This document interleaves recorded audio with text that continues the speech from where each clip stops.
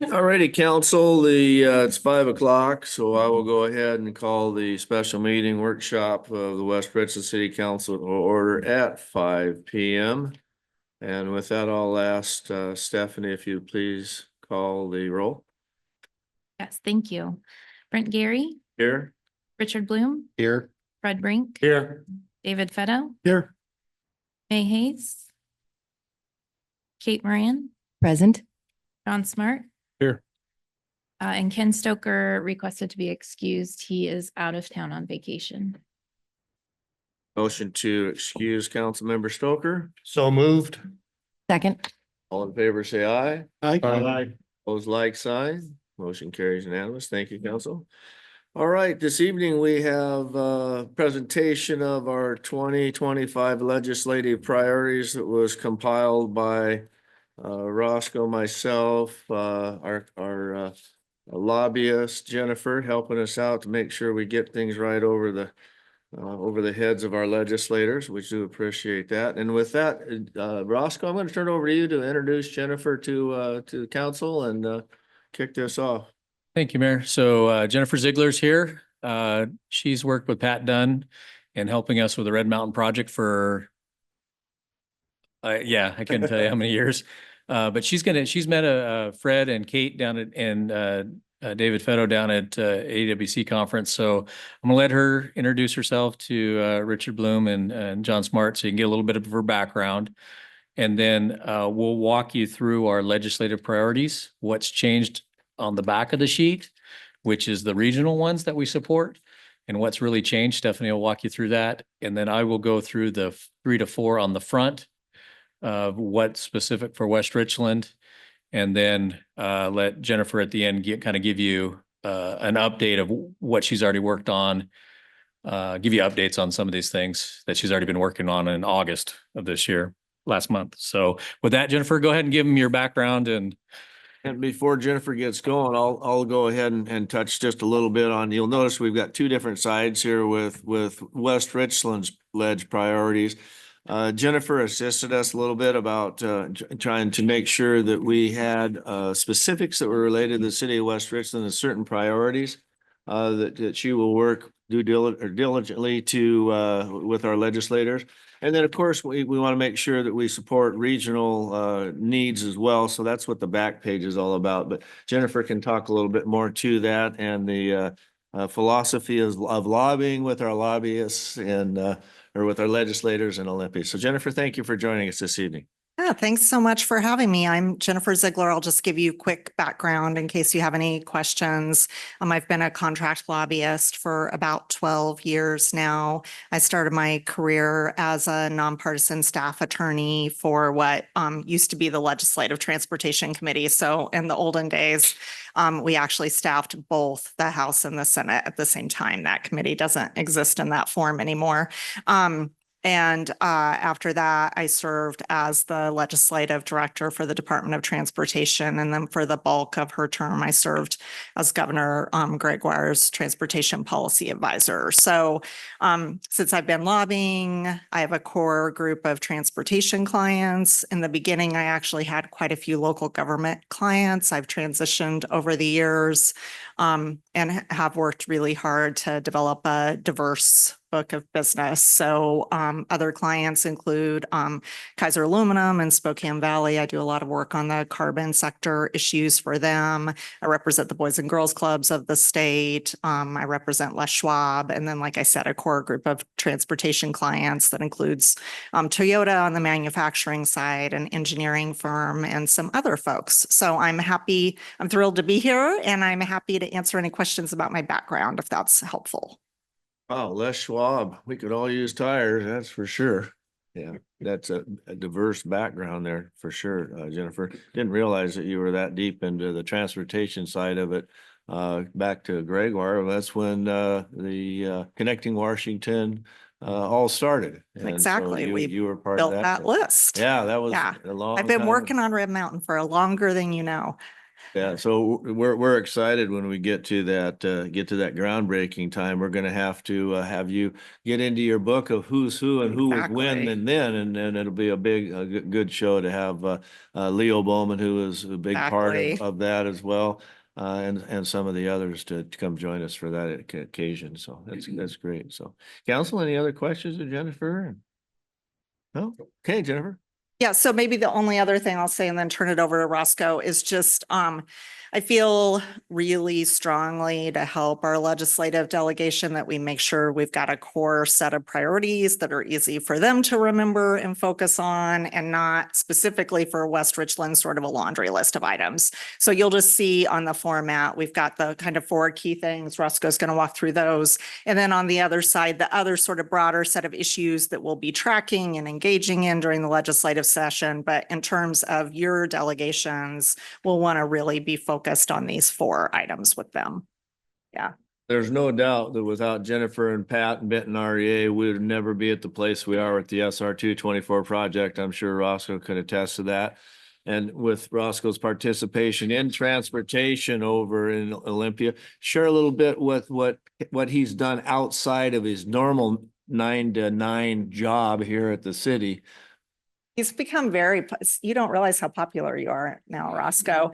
So I will just say the model that you all have demonstrated in terms of, stepping up to WashDOT and saying we have the capacity to take over this project at the time that you did, I think is really essential for the project to be in the place it's in. There's a lot of projects from Connecting Washington that are not in that same place right now. And other legislators have noticed it, saw it as a model. The Joint Transportation Committee actually formed a work group. Roscoe's represented cities on that work group to really talk about not only how local governments can step up and, deliver those projects, but also do it in a way that's helpful to the state, but also not burdensome to the local government. So, so he's really turned into a resource statewide. Of the tabs that he has that he'll pull is careful what you ask for, right, Roscoe? Right. So very Yeah, good. it's really helped to build relationships with the legislators. There's doors because of Jennifer and Pat that were opened.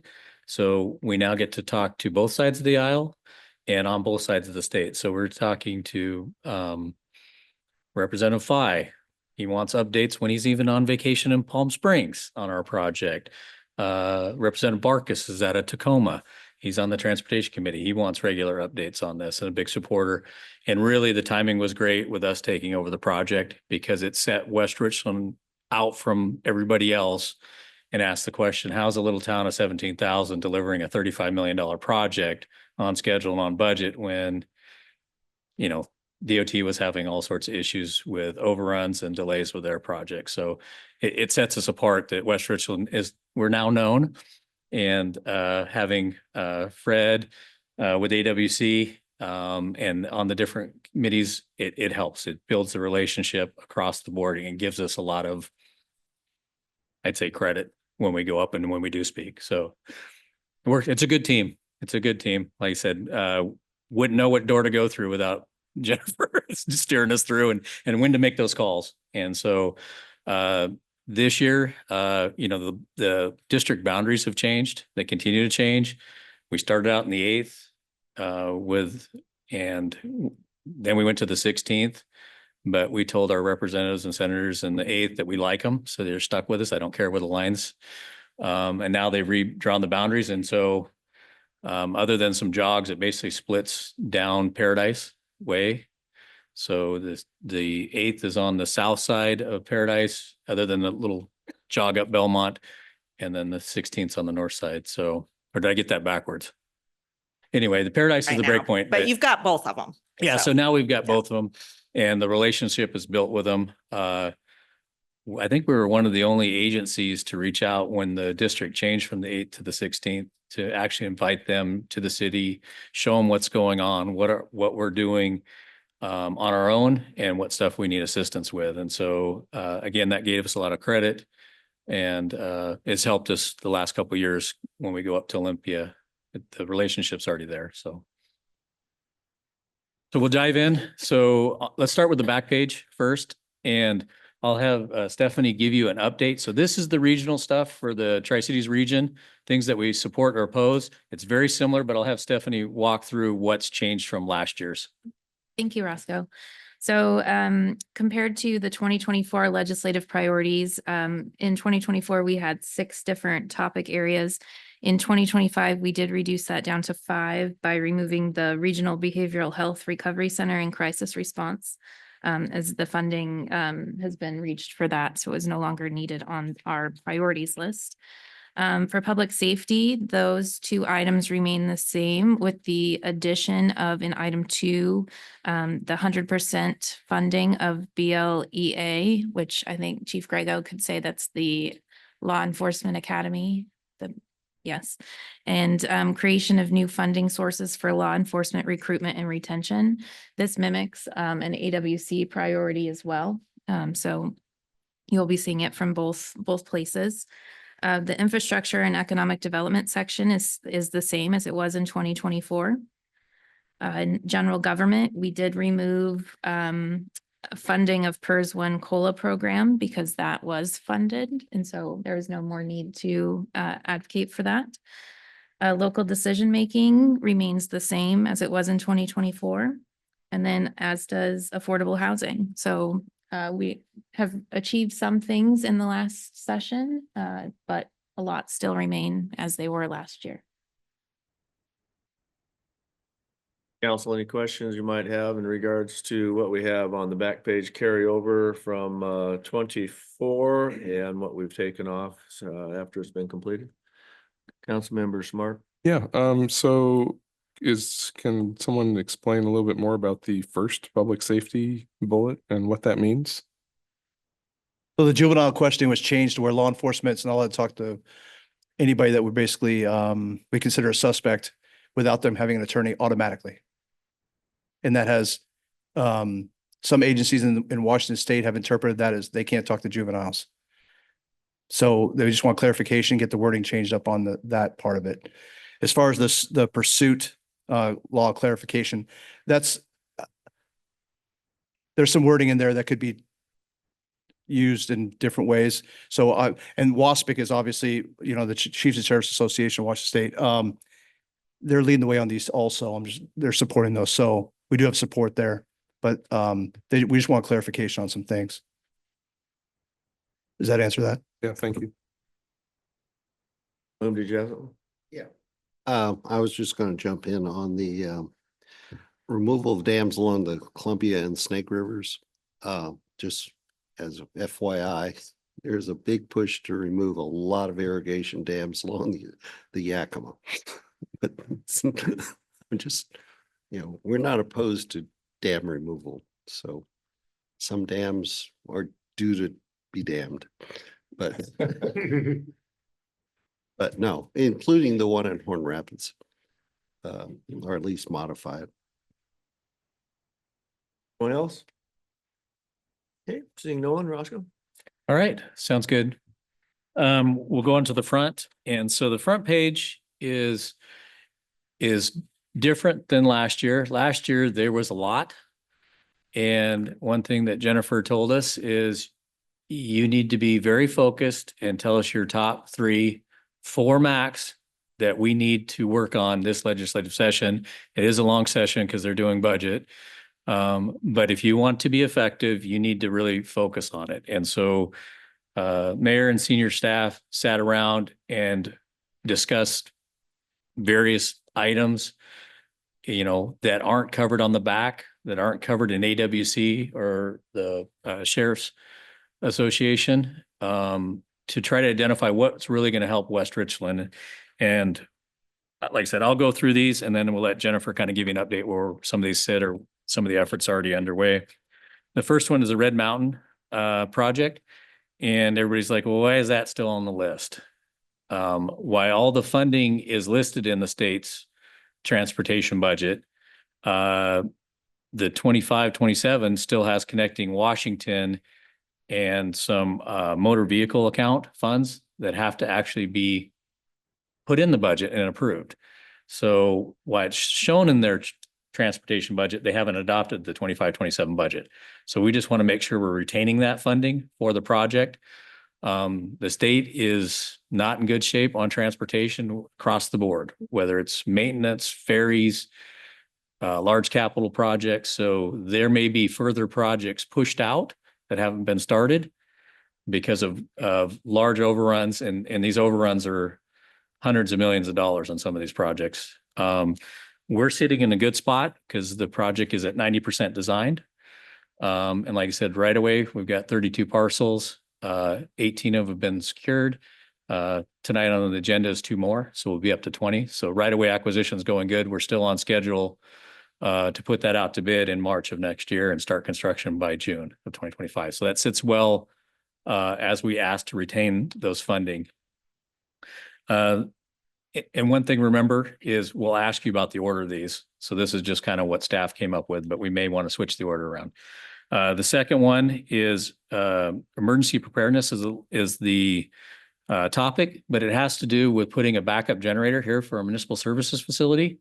That $920,000 would put a generator that's big enough to run this entire facility and the maintenance shop if we had a power outage. Currently, the building is only set up we can take a generator that runs sewer lift stations, that's a mobile trailer, and we can run the IT room. Why it's critical, and this is a good thing we have an IT guy that, Brad, when this is all set up, the headworks for all the IT stuff and network comes in through this facility and then is routed to the police station. So when the internet goes out here, so does the internet at the police station and their phones. So this has now become a critical thing that we want to get permanent backup power, not only for the IT room, but for the whole complex here, so we can respond to emergency. And so there is you can do a direct ask. I don't think they like to call them earmarks. Yeah, local community projects. It's very similar to the federal community discretionary spending one we got from U.S. Patty Murray's office. The state has a same type of program, so you can get it's competitive. You got to get sponsored by one of your representatives or senators, but it's a way that we may be able to get some capital funding. We're asking for $700,000 grant through that for the $920,000 generator for this facility, and this goes into the same thing we're doing with our wells and new capital facilities. We're putting in backup power, and so this is now capturing facilities too.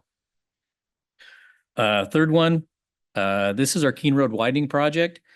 We've budgeted funds to do the design in-house and the right-of-way acquisition, which isn't much in the environmental permitting. And so the request we're looking for, how we're going to come up with nearly $11 million to construct it. And that's to widen Keene Road from Bombing Range down to SR 224. And $11 million in our local TIB through the state or our local call for federal, you may be able to get a $3 million, but those programs aren't large enough for 11 million. So we'll need some state assistance. What we've tried to do to make it competitive is to do the design in-house, the environmental, it's about 30% design and get the right of way done. So if we can come up with, just under $11 million, it's going to go right to construction, which legislators like that. Projects usually get tied up in environmental or right-of-way phases. The other thing we've done is try to do different parts of the project to reduce the overall cost. That includes the signal you got at Belmont and Keene. The city's already widened across our frontage here. We applied for a TIB grant for a signal at South Highlands and Keene. We'll know later this year whether we're successful. So we've done little things to try to reduce the cost, but it still far exceeds it. And so it recently made the top 6 for the region through the Ben Franklin Council of Government. And I'll be submitting it to Good Roads in October to get on their top project. So the project now has a lot of exposure. And the idea is we're going to start talking to our legislators about that. So if and when the next transportation package comes out, they already know about this project, and hopefully we're in a good position to secure funding to construct it. And the last one, we'll probably get into more at our budget workshop. Is that next Tuesday? I'm having a hard time that we're already in September. So you're going to see issues with payment preservation. You're going to see issues with general fund having to transfer in our street fund for just basic day-to-day snow plowing, paying for the streetlights, picking up litter. There's a general fund transfer. So those funds have an issue. And one of the things we're looking at is currently you can do a transportation benefit district for capital projects. You know, this is unfortunately car tabs, which aren't popular, but you can set it up, do a transportation benefit district for capital projects, which we have transportation impact fees, so we probably wouldn't use it for that. You can use it for pavement preservation. But really the issue is it doesn't have the flexibility in it to use a transportation benefit district for general street maintenance, day-to-day stuff. And so one of the asks is to give, and they're already talking about different things to give flexibility to backfill the motor vehicle fuel tax, because the push to everybody go to electric vehicle, gas tax revenue is flat or declining. And that's over the next 10 years is expected to continue. And so they're looking at the legislature's already looking at different things, like every time you have an Amazon package delivered, you're going to pay 30 cents. And that's to backfill the gas tax. What we're asking for is another tool to give local agencies the flexibility if they want to do a transportation benefit district for preservation or capital project, but to also add basic street maintenance. And the benefit of that is now you're not transferring general fund money to the street fund to balance it. You're going to use those general funds for police officers, other admin staff that we're going to get into more depth next Tuesday with. So the ask is for flexibility at the local level is basically what that comes down to. So those are the four that senior staff came up with. Any questions before I have Jennifer kind of give you an update where we're at with them? Councilman Blue? I guess, you know, the request for a generator, twofold. One is there's a misstatement, the last sentence of that. But I mean, there's a word missing or something too. Which increases the completion of this project and complete the motivation or something of that nature. I mean, something's missing there. I guess $320,000 generator is quite a bit of a maintenance cost. And so I'm just wondering if we're biting off more. I mean, I've maintained those big generators out on site and they don't maintain easy and they really are hard to, I mean, who knows what the air permits are gonna hit us on relative to those types of generators. You know, if we go there, I would hate for us to be locked into a fixed generator rather than portables. I mean, yeah, more portables, but you know, we've discouraged them out on site. They've really been discouraged. Mainly because of permitting issues, changing regulations for air emissions and things of that nature. So, you know, I'm a little skeptical. If I were the legislature, I would say, but anyway, that's my 2 bits. Councilmember Smart? Yes, thank you, Mayor. Roscoe, what is the difference between routine street maintenance and pavement preservation? Give me an example. I'm besides a street sweeper. Yeah. So pavement preservation would be a overlay or a rubberized chip seal like we just did on Paradise. That's where you're basically taking the useful life of that road, doing an improvement to bring it back to its original capacity. For the day-to-day stuff that the gas tax pays for is basically salary and benefits for the guys that go out and do snow plowing. Think of stuff that we do on the streets, replacing roadway signs, ADA transition. I mean, some of those could be as part of a program, but there's a big gap. So we have about $1 million a year that's transferred out of the general fund to the street fund to balance it because the gas tax doesn't keep up. So it's all the day-to-day stuff other than paving and overlays out there. And so right now, those efforts come out of the general fund? Or what tax do our taxpayers pay that covers that? So right now, I think, yeah, she'll tell you how much, but I want to say it's 400,000. So it's a mix of the motor vehicle fuel tax, and there's a couple categories of that, of the multimodal, the MBT, and then the MVE. But basically, that comes to about 345,000. And then we also have 1% utility tax on water and sewer. That we tax our utility that goes into the street fund, and that comes out to about 445-ish is what comes off the top of my head. So you've got, just to understand, you've got a little bit of utility tax covering this as well as some fuel tax. And I don't know what those other things were that you mentioned, but there's Those are the types of fuel tax. types of fuel taxes. Okay. All right, great. Thank you. But to balance the fund, you're basically taking money out of the general fund through retail sales tax revenue or property tax. Yeah. To balance the street fund. Then if you were to have not to bring in any debate here on transportation benefit districts, but if you were to have one of those, or if this legislation were to go through, you could maybe apply something like that here.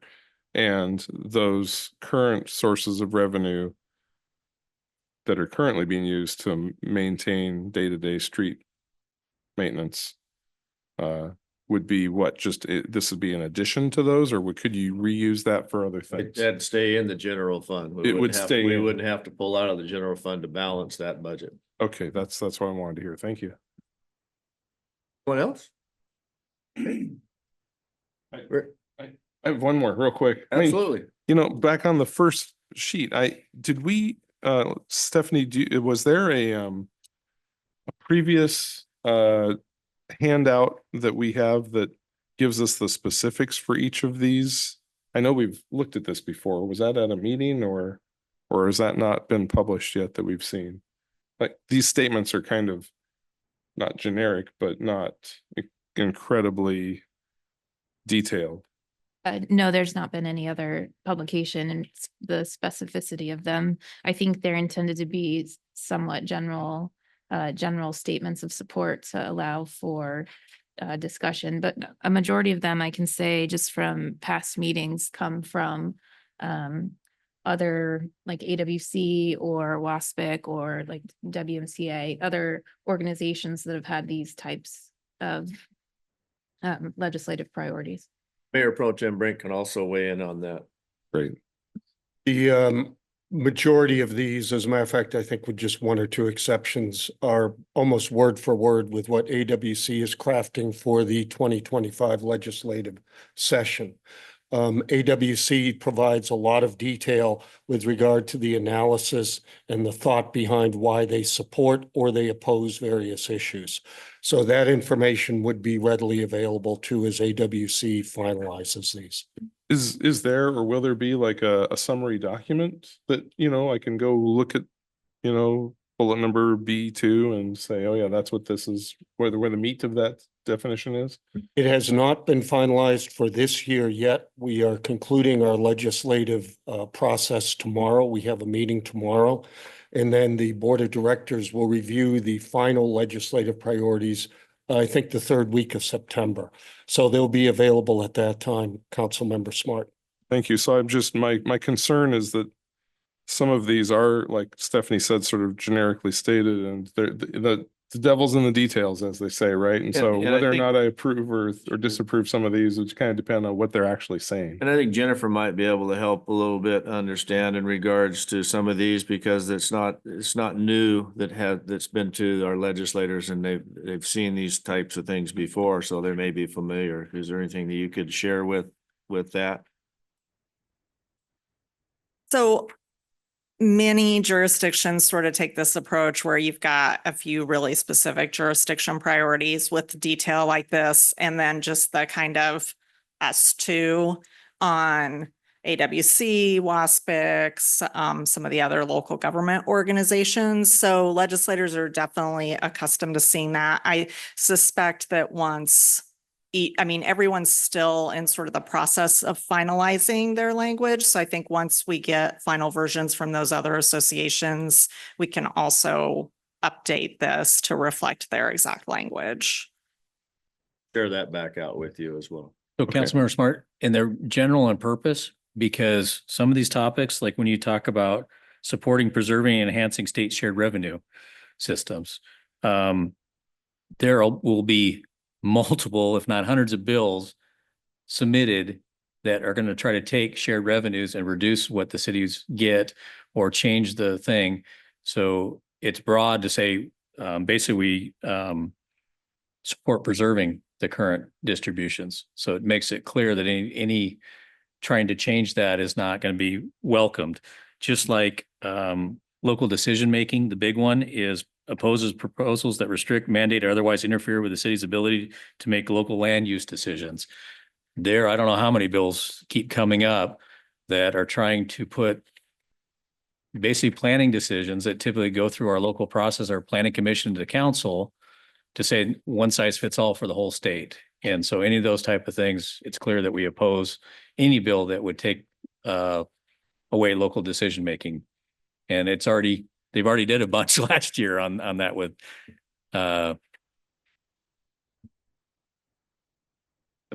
accessory dwelling buildings, that you got to let them go on every residential lot, because there's no impact to water, sewer, or streets. And the difference, and if Eric was here, he'd tell you that it's frustrating when the state, when we do a planning thing, we go through a SEPA and we allow all these agencies to comment, the public to comment, it goes through to make sure all the impacts are identified. But when the state plays planners, they don't go through SEPA. They just make the law and say there's no impacts. So big difference. So a lot of them are general on purpose because there's multiple avenues that they're trying to change these things. So.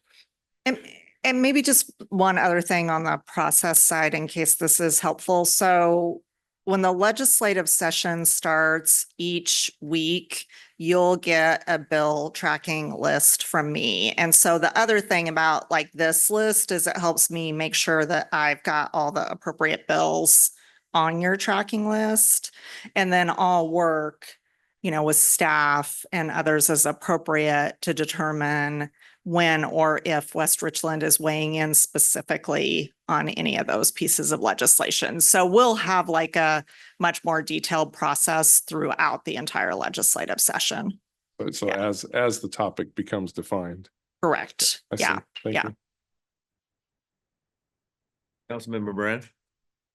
Yeah, I was just wondering, when these come up, are you already planning to, or would you be able to, when there are specific bills that come up about things like this, would you let us know so that we can, if possible, speak as a city, as representatives of our city to the state?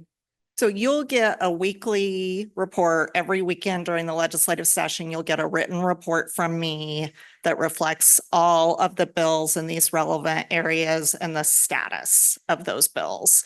And then, of course, there's a separate, we'll work through a separate process of what's appropriate to weigh in on or not. But yeah, every week you will get a status update from me. And then as we get towards the end of the legislative session, as things narrow and are moving quickly, then that'll transition to like an email update with the relevant topics and what's happening with them, and likely will be more frequent.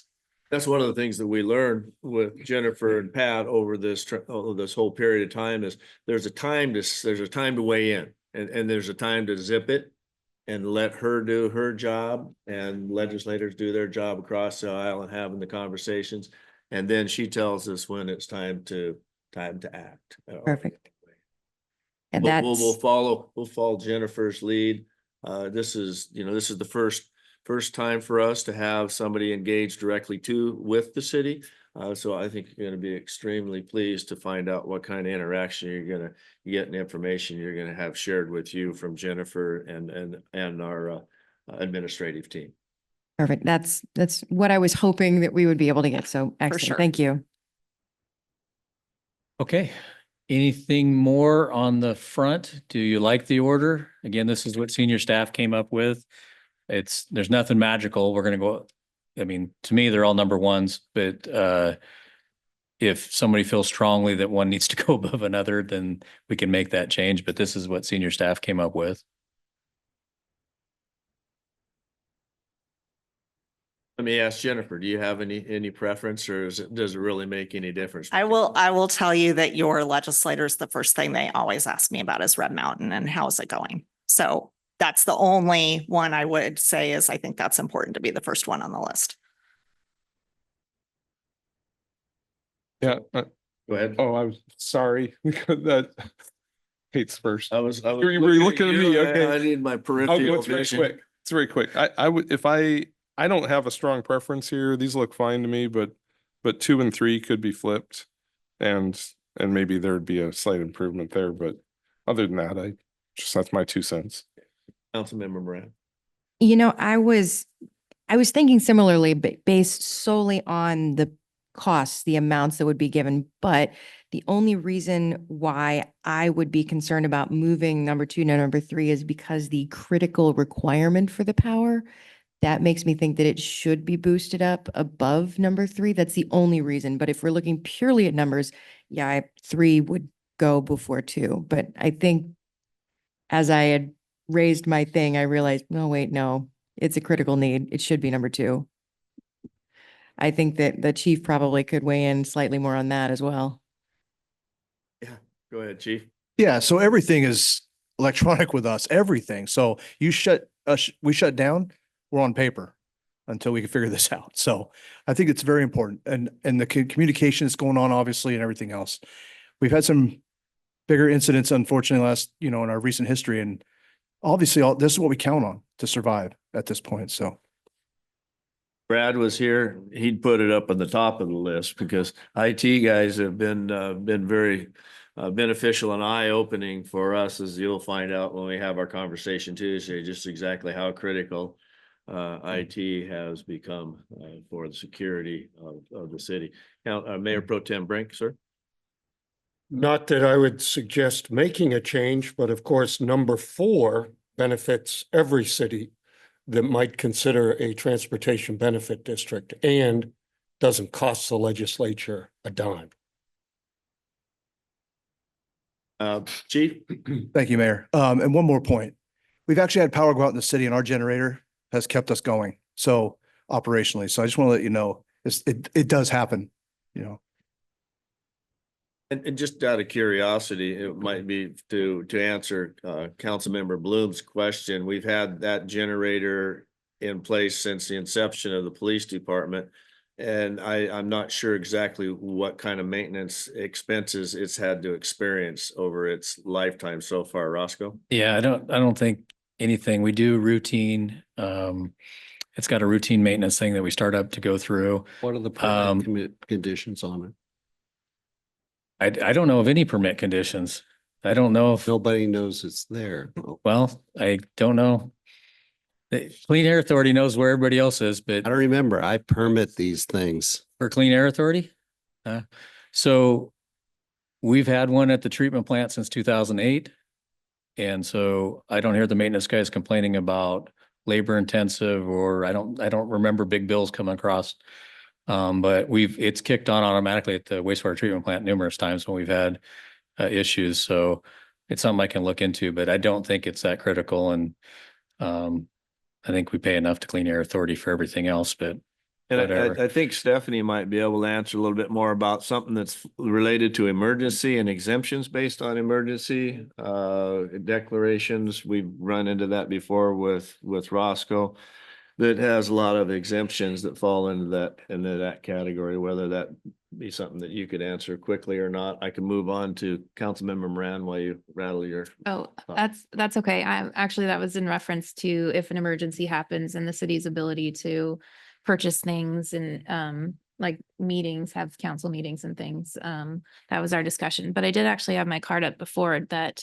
Power outages are probably one of our city's biggest risk factors. If you look at, I say national or natural disasters, a power outage is probably going to be the biggest impact on our city compared to, you know, other areas that would experience tornadoes or hurricanes or things like that. But it would greatly disrupt our ability to provide services to our citizens. Another thing that we've heard from with the Bonneville Power Administration when we had our meeting with the transmission folks is be prepared for potential brownouts in 25 with peak power demands that can't be met. And that's one of the reasons that we're going through the process. We are to try to make sure that every one of our well sites have backup power, buildings have backup power, all the above. So when REA gets the call to shed load, hopefully we can have a plans put together to where we just hit the switch, fire all our stuff up, and have shed the necessary load for Benton REA so our citizens continue to have power, heat on, AC on, whatever the case may be. So that's, you know, some of the things that we're looking forward to as regards to that. Councilmember Moran? Thank you. I'm wondering, as Mayor Pro Tem Bloom was speaking, or Brink, apologies. Starts with B. It starts with a B. I was thinking that a lot of, especially legislature, is I'll scratch your back if you scratch mine. I'm sure that there are things where if we were to say, hey, we'll push for this if you help us push for that, or ways to pull different packets together. So if there was like an emergency preparedness for power outage that maybe a couple other cities were thinking about, that we could, you know, combine our powers with theirs so that we could make a bigger voice for money for cities to have for power support, or for the transportation benefit districts, that if there are other cities that are looking for that, I'm sure that you're already looking for things like that as necessary, and you're far better at all of this than I can even imagine to be.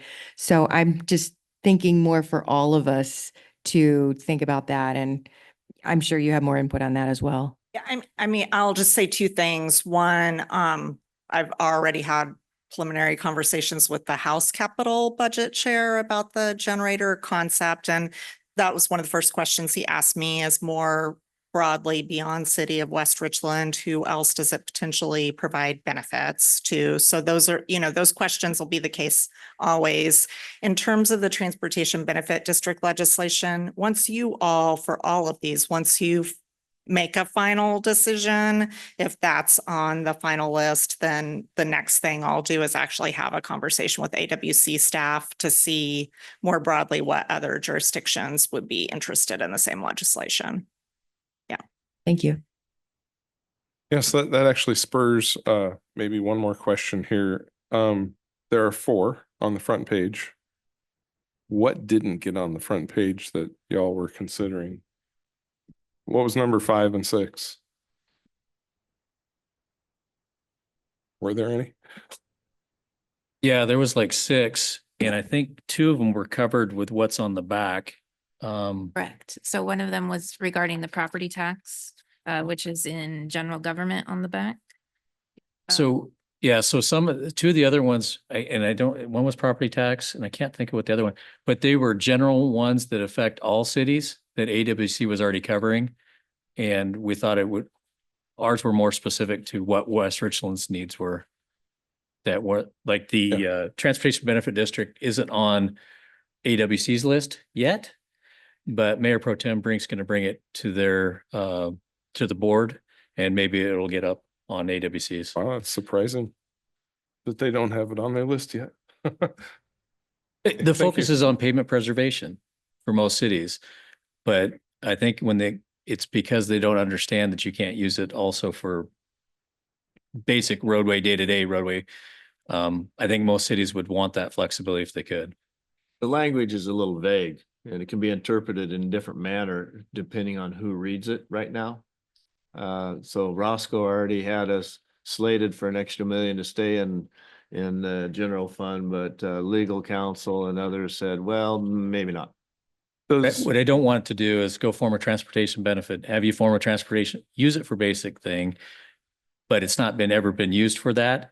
And the language is general enough. I don't want us getting challenged and be the poster child in the state with the AG's office, whether that's legal or not. I'd rather get the language clarified so it's, already in there. Aaron We and her don't, team continue to give us clean audits themselves. That's something that I'm sure that she would like to continue. so that we don't miss updates. So is everybody for the most part good, other than the one typo that Councilmember Bloom mentioned?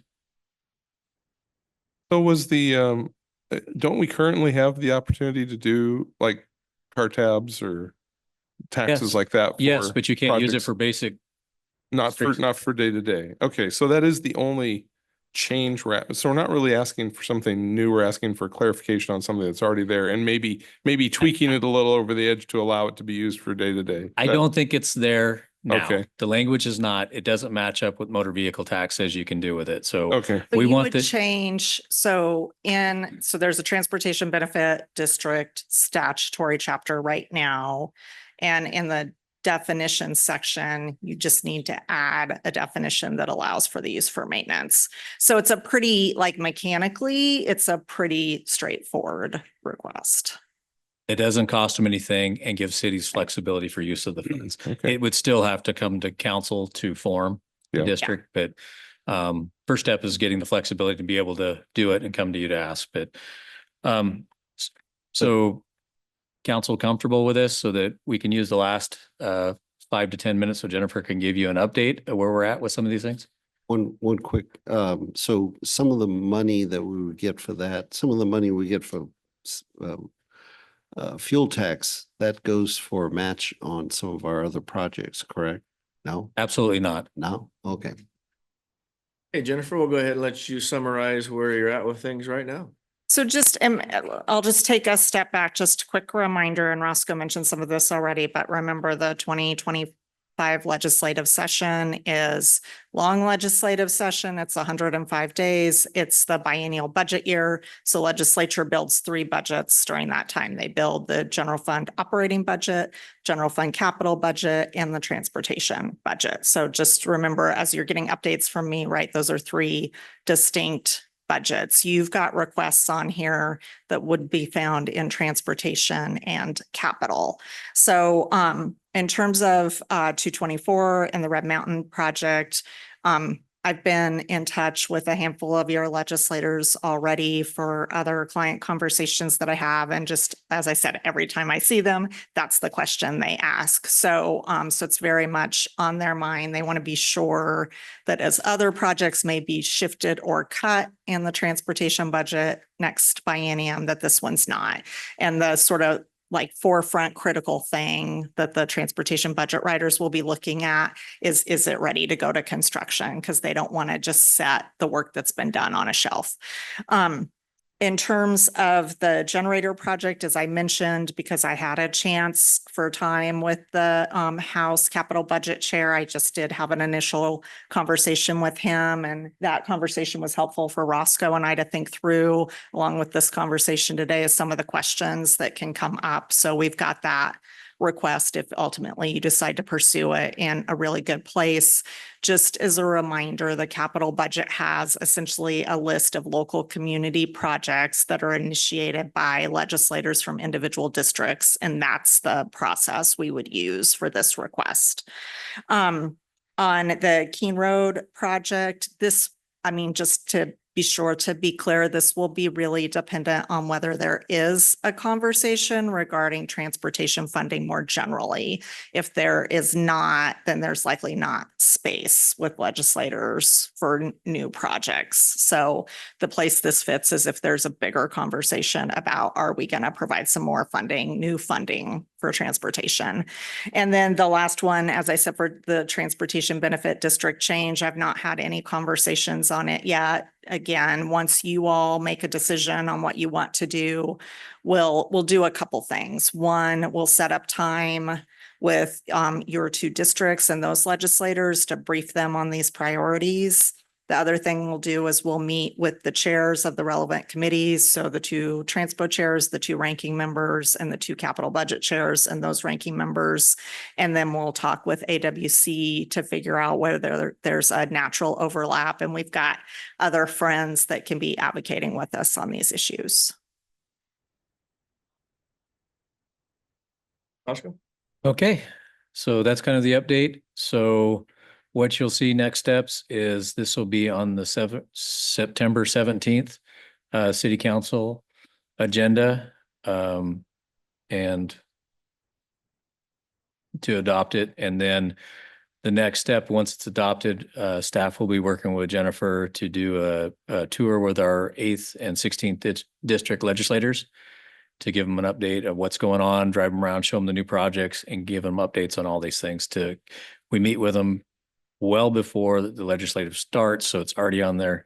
If you're going up to Olympia in February thinking you're going to hit them up and for a new project or support, you've missed it. You're already too late. It's going to start now so that by the time we go to Olympia, they give us an update of where they're at with our projects and stuff. So, all right. And we got enough time for a 10-minute break before council, right? Even better. All right. Meeting adjourned at 5:50. Thank you. Jennifer, thank you so much for coming and joining us this evening. I certainly appreciate it.